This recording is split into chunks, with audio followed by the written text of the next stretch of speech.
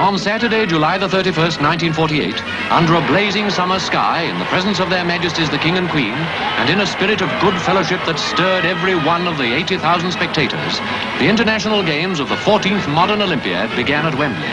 The Olympic Games of 1948 were a godsend to the newly reopened BBC television service.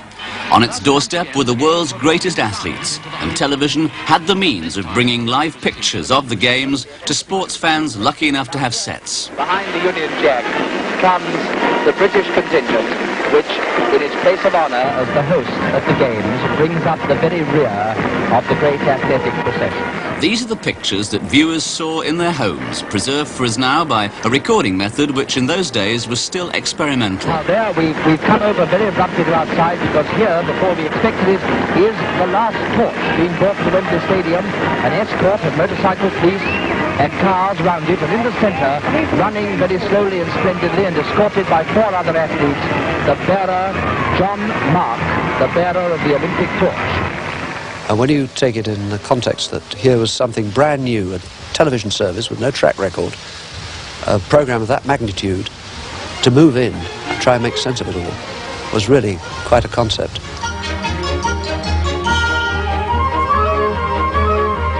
The concept involved mobilising just about every piece of outside broadcast equipment available, most of it pre-war, and setting up mobile control rooms just outside Wembley.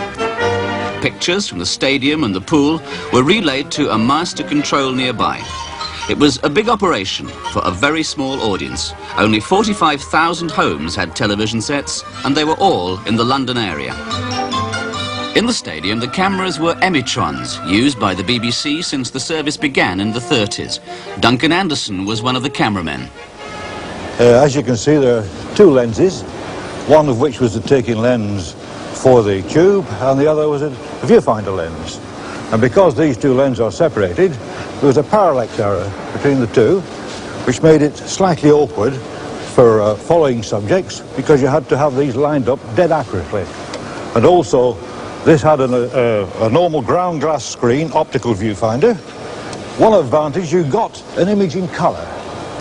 But the image, you may be able to see it, is upside down and back to front, so that when anybody set up, their head would disappear out of the bottom of the viewfinder. And this meant that you had to develop a technique to counterbalance this. It wasn't easy, but once you'd acquired it, everything was all right. This was the camera that had been used for all outside events, and it certainly had its drawbacks.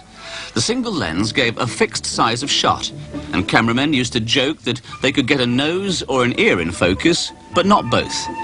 They needed a good deal of light, something that couldn't be guaranteed on winter afternoons, and sometimes coverage of sporting events had to be abandoned. But into the Empire Pool, just in time for the Olympics, came a new camera. It gave a better, clearer picture in the right kind of conditions.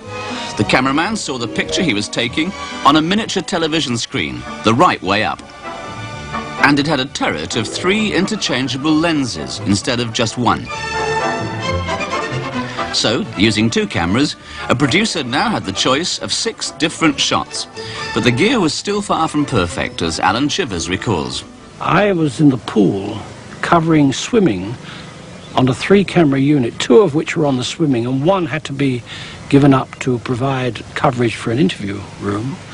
And the thought of covering international swimming on 2 cameras, one of which might well go US at any moment, is horrifying. And I'm very glad they got no recordings of those days to produce as evidence. But what outside broadcasts really needed was a camera that could work in any kind of weather conditions. The answer came from America with the Image Orthicon. I remember going with Alan Chilvers to Mill Hill, and it was a very, very cloudy day, thunder threatening. And towards the end of the match that we were broadcasting, it really looked as though we might have to give up. But we had the Image Orthicon being tested on an outside broadcast on this occasion, rigged in a truck. And Alan and I went in. It looked as though the sun was shining as we watched the football with this Image Orthicon. It was such a contrast. Parker, and a penalty. No, the referee signalling it hit him in the stomach. 20 minutes left for play. Bishop Auckland 2, Hendon 0. The image orthicon became standard equipment at events like this amateur cup final. But viewers still found it wasn't always easy to spot the ball. Once again, now Lewis. An enterprising manufacturer got in touch with me and said, had I thought of a different coloured football? And he brought along to my office 5 varying grades of football, from slightly above the dirty brown, a sort of orangey, yellow, and up to white. And we decided to experiment with this, and we took it, I think it was to Romford Football Ground, because in those days the only football we were allowed to cover for most of the year was amateur. And we also loved to incorporate the viewer in any of our tests. And we invited them to write in. We numbered them all 1, 2, 3, 4, 5. And asked them which looked best on their screen, which wasn't a very scientific test, but it involved them in the game. And the club concerned were cooperative enough to change the football every so many minutes. And it turned out that the white football made life a great deal easier for the viewer at home. We stuck a temporary snag in that the manufacturers found that the white football, for some reason, couldn't be coated in such a way as to stop the water being soaked up. So for a few weeks, we were very unpopular because taking a good high header, the footballer's neck tended to disappear into between his shoulders. But in fact, they got it right. And as far as I know, that was the beginning of white football as we see in all major league, professional and international football today. Head of outside broadcast Slabinier and his assistant Peter Dimmock spent a lot of time trying to persuade the organisers of professional sport to open their gates to television. The soccer chiefs were very anti-television. We'd actually televised one match live, Charlton against Blackburn, in 1947. But there was an uproar, and all the other league clubs said, no, we mustn't have any live soccer.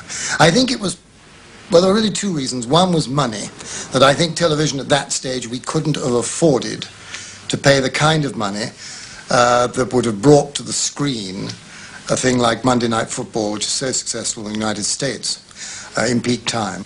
Elsewhere, there was, on the whole, a slightly gradual, but a pretty helpful attitude with cricket, with football up to a point. But then I must admit we started with the amateurs. I mean, on the amateur side, you could probably get anywhere with your cameras. But many professional sports were rarely seen on television. Organisations like the British Boxing Board of Control saw television as a threat, especially at the turnstiles, and they and others were far from happy about any kind of cooperation. Taking a short rest while the referee counts, but he's up on 6, and that's too soon, I think. And then he goes flat on his back again. There was an association formed called the Association for Protection of Copyright in Sport. The chap behind this was Frank Gentle, who at that time was boss of the GRA, which ran the White City Stadium, and Haringey. Both those stadiums, a lot of very important events took place, which we wanted to televise. And we had continuing battles against the association. But by and large, we always seemed to manage to reach a compromise that was acceptable. We were prepared to pay what we called facility fees. And then very gradually one began to imagine at least that a facility fee could involve £50. And so it grew. But still nothing like the size of figure that a promoter was anxious to get for his world championship fight, whatever it was. And it simply meant that you said we shall have 14 engineers, and let's assume that they'd have had to pay the £3 ticket. And that, if you worked it out, was £42, if that is right.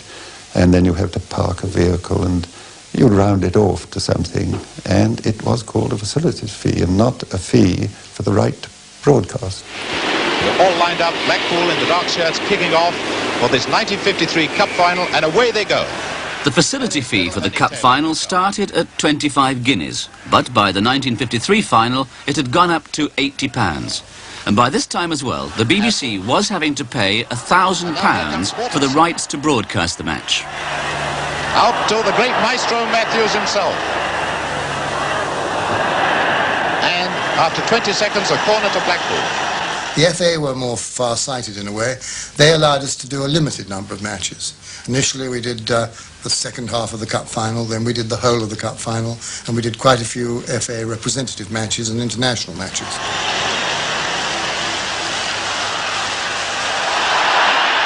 There's the man who's really fighting for his cup medal. Could he score the winning goal now himself? It's there! Perry! Perry! What a final!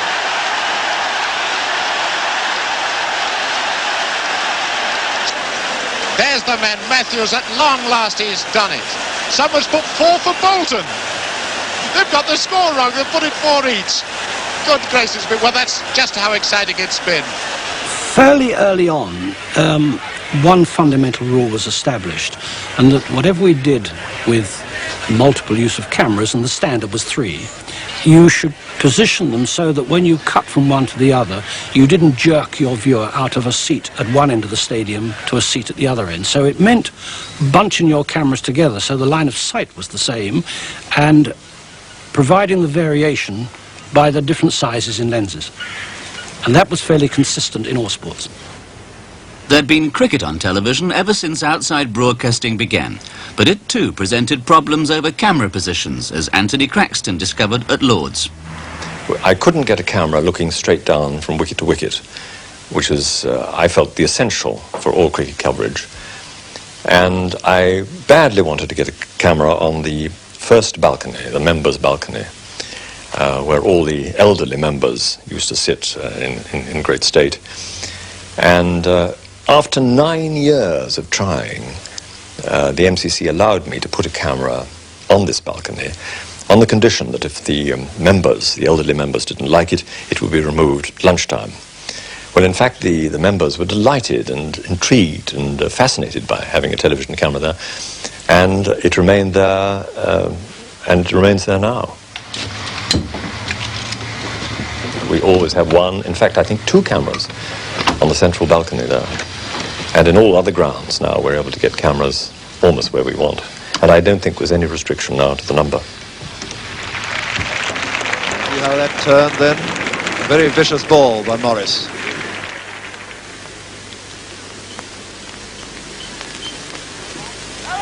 A very quick one.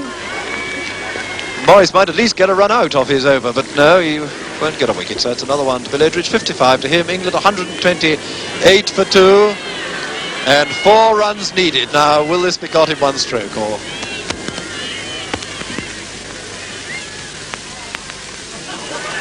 No, brilliantly fielded by Davidson. 2 balls to go this over from Morris. 4 runs to get. Just... No, is it the Ashes? Yes, England have won the Ashes.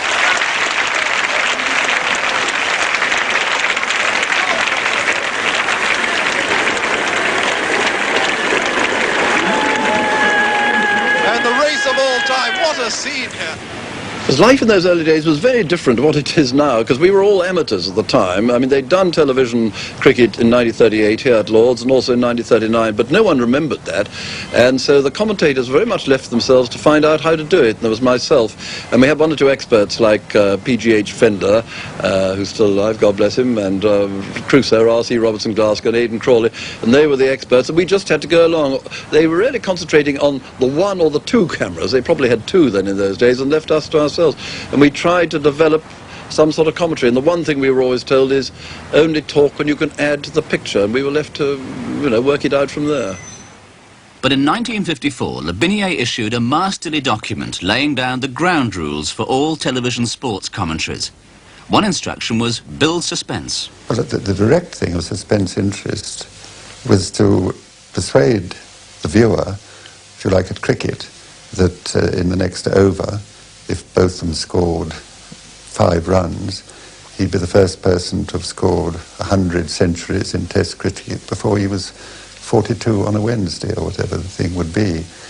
And all through sport, in particular, you can build this suspense interest and make the viewer at home, who can't calculate these things for himself or know them for himself, make him sit in nearer the edge of his chair. Le Binier's ground rules were so comprehensive that they remain just as relevant today. Well, I used to try to analyse these things and put them down, and I think people were quite kind about looking at the paper occasionally. They could still disagree with it. Some sporting events, by their very nature, were difficult to cover. Until 1949, the boat race could only be partially followed from cameras along the bank. But then, engineers managed to mount a camera on a launch to follow the entire race. One of the first cameramen to be waterborne was Duncan Anderson. Well, the camera was obviously at the front of the boat, or the sharp end as it were, so that you could have an uninterrupted view of the boat race. And again, I remember on that memorable occasion when the Oxford boat sank, I was there right at the very start. It was obvious something was going to happen because the water was so rough. And incidentally, there was no photographic record of that sinking. The only pictures taken were from the television camera. And the following day, the pictures in the papers were taken off the tube. Nobody had any record of it.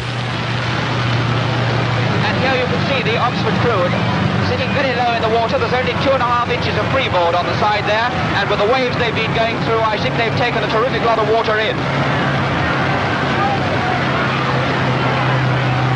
Cambridge now running into rougher water as they come up to the end of the wall, and the water is breaking right over Cambridge as well, but they are a good, I should think, 4 or 5 lengths ahead. What do you think, Playford? Yes. Cambridge are having a much easier passage than Oxford, having shipped much less water at the start. And Oxford are definitely sinking, I think. We come over onto the Oxford crew. Oxford are getting lower and lower in the water, and they definitely are sinking. Oxford have sunk. And there you have a very unusual view indeed of a crew in the boat race sinking. It hasn't happened since 1925. Go ahead, Peter O'Sullivan. And good afternoon to you, and welcome to the very windswept car home. Finish with one in a bit. Let's have a bit tighter at the start. Stand by to move. The flag's up. The flag's up. Move to your roving position now. Hold it steady as you can. You can pull it wider now. Pull down slightly, George. A bit wider. Steady. Steady. Dam must have fairly charged there. Stand by to row. He was pulled back and they're coming into the tapes and they're off. And they're off, and I should say... On dry land, the moving camera was known as the roving eye. It could keep pace with the horses. This was the Lincolnshire handicap, and brought new excitement to the coverage of racing. People at home often got a better view than racegoers in the stands. And here is Chief Barker leading up a tremendous dance with Chalk Stream and Offspring. And keeping pace with the roving eye was another BBC van, the mobile commentary box of radio's Raymond Glendenning. Now they're coming up 3 furlongs to go, and it is still Chief Barker. Whirlyburn in the centre. The demands of racing coverage were not just technical, as Dennis Munger remembers. Well, Royal Ascot was the holy of holies and the racing scene. And there was this morning when one of the cameramen was making his way toward his camera position to check out his camera, and in the opposite direction came the Duke of Norfolk, who of course was the Queen's representative at Royal Ascot. And he stopped this individual and said, "Where are you going?" And the man said, "I'm going to my camera position." And His Grace the Duke of Norfolk said, "Have you a pass?" The man produced the pass and said, "Yes, I have this pass signed by the Duke of Norfolk." The Duke took the pass, glanced at it, tore it up, and said, "You no longer have a pass, I am the Duke of Norfolk, and until such time as you come back with a collar and tie and suitably dressed, you cannot go to your camera position." And even to this day, it is laid down that all BBC personnel at Ascot, particularly the Royal Meeting, must have lounge suits, collars and tie. And at the post, easing him up, a very easy winning, looking over his left shoulder, Charlie Smirk and Lord Fox with Seaplane second, then comes Napoleon Bonaparte third. So, we came to the end of our television outside broadcasts for this coronation year from Royal Ascot. We shan't be televising the racing tomorrow afternoon because some of the equipment has to be rushed up to Scotland in time for the Queen's entry into Edinburgh next week. As early as 1950, television began to bring together lots of sports, some of them rather obscure, in a magazine programme. And it was the task of producer Barclay Smith to develop the right mix. But I had already decided that if it was going to get a good viewing audience, which it did, I would play it rather for light entertainment than totally for serious sports. So it had an awful lot of inbuilt competitions, cars rushing around, and within this, and it worked well, and it sounded rather nice. But one day, a young man up at Alexandra Palace called Paul Fox, who was then, I think, writing for the newsreel then, said, could I have a moment, could I talk to you about a programme idea? And so I said, yeah, sure, let's go and have a drink. And as he developed this idea, a cold hand clutched my heart because I could see this was the end of my TV sports magazine. But I said in my usual rather brutal way, yeah, I suppose it's got a future, doesn't sound too good to me, but you can take it to Dimmock if you want to, who was the total boss, and which of course he properly did. And that was, in fact, the start of the whole of that era of great sports journalism. And I recognised instinctively the moment he said it, that he was on the more modern tack than the thing that I was doing.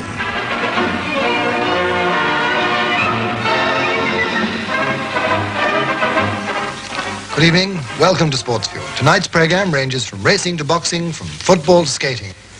And that's really how it all began. We started it fortnightly, some trepidation. Things, of course, went wrong. A lot of things, fortunately, went right. Roger Bannister very conveniently did the 4-minute mile, I think, on our second or third edition, and we rushed him into the studio. And that helped to bring attention to the programme. It was innovative, and I think the public went with us and enjoyed it. And again, we treated sport very seriously. We tried not, I mustn't mention newspaper names, we didn't try to treat it cheaply, as some newspapers would for sensation. Though, of course, we weren't averse to the good scoop or the good sensational story, provided we believed it to be true and accurate. A year later, in September 1955, came commercial television. An outside broadcast, like every other department at the BBC, had to learn to compete. Well, I think once we realised that independent television was a fact, it had a tremendous impact on us, and particularly on OBs, because, of course, the first thing that happened was a raid, an attempted raid on our producers. But George Barnes was director of television then, and Ian Jacob was director general. And they agreed that we really must resist this at all costs. So they put a lot of our producers onto contract. And the next thing, of course, was sports contracts themselves. We had quite a few long-term ones, but it had been very difficult to wheedle money out of Broadcasting House of Television, let alone for outside broadcast contracts and major sports contracts. But I said that we simply had to try and get the contracts, and was fully supported by Barnes and Ian Jacob. And this made a great deal of difference. Peter Dimmock, anyhow, had a tremendous lot to do with our sport. And I remember our Director General, Ian Jacob, saying to him, now look, if you're really going to pay these competitive fees, what more is it going to cost? And Peter Dimmock said $250,000. And when it worked out, he was just about right. But we got our $250,000 and did the broadcasting. It was reported at the time that I had an open checkbook. That was very far from the truth. You know, working in the BBC, that money is always very tight, and so are budgets. But it did mean that I could go out and talk to promoters in terms of extended term contracts. And we were able to hang on to all our major contracts. When ITV started, they found that Dimmock had signed up almost every imaginable sport of any mass appeal except All In Wrestling. And the ITV, I think, turned to ITV Wrestling rather in despair and were a bit mortified to find that their audience lapped it up. There's a marvellous story about the final fee, which I don't know if it's true, but it's lovely, and Peter Dimmock won't mind me telling it. He went to Lord's one day to negotiate this fee, and all the old gentlemen were sitting around the table there in their cravats and things, looking very pucker, and Peter went in and said, look, gentlemen, you're all very busy, I'm busy, I'm not going to waste your time, the BBC even though it's going through a hard time, all I can offer you is £100,000, it's no good me bartering with you, that's all I can offer, can I put that on the table? And they said, Mr. Dimmock, we do appreciate your kindness in doing this, would you mind going into the long room while we discuss it because obviously we can't make an immediate decision. So about 10 minutes later they called it back. They said, Mr. Dimmock, we do appreciate how courteous you were. It was very, very kind, but cricket too is going through a hard time and we simply couldn't take less than 120,000. He said, done, like that, and of course their faces dropped.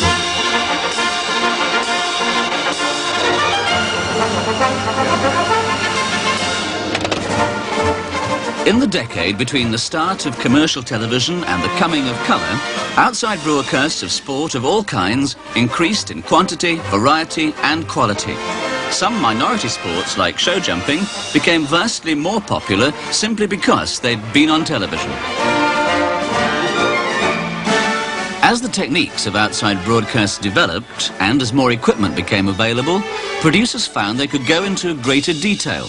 From pictures of just the last few holes of a golf tournament, cameras could cover play on every green.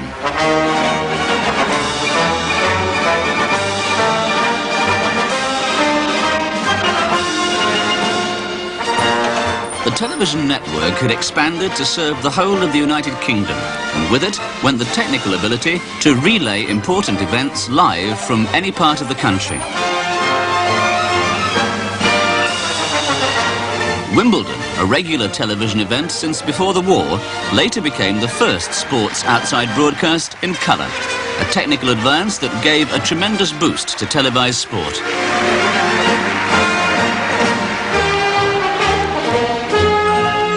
And rugby league, for years popular only in the north of England, steadily gained a national following.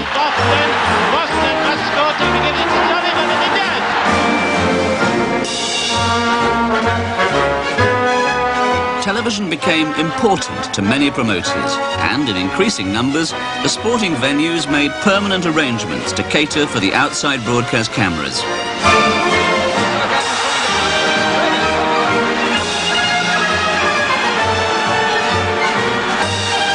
Sporting bodies which had been reluctant in the past, like the professional boxing authorities, eventually reached agreements that permitted a certain amount of broadcasting. Colour and the instant replay were shortly to revolutionise the coverage of sport. But no event could have better celebrated the achievements of the first 30 years of sports outside broadcasts than the final of the World Cup in 1966. England's win at Wembley was watched live by 30 million people in Britain and an estimated 400 million throughout the world. We've had 2 goals each. Just 20 minutes of the game left. So that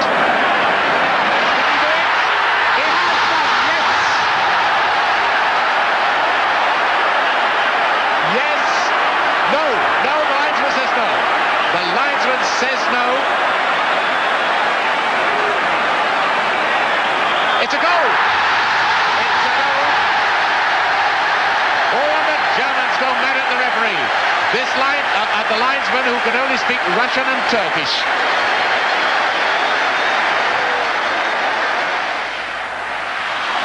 Now then, is Höttke, the referee, looks at his watch. Any second now, it will all be over.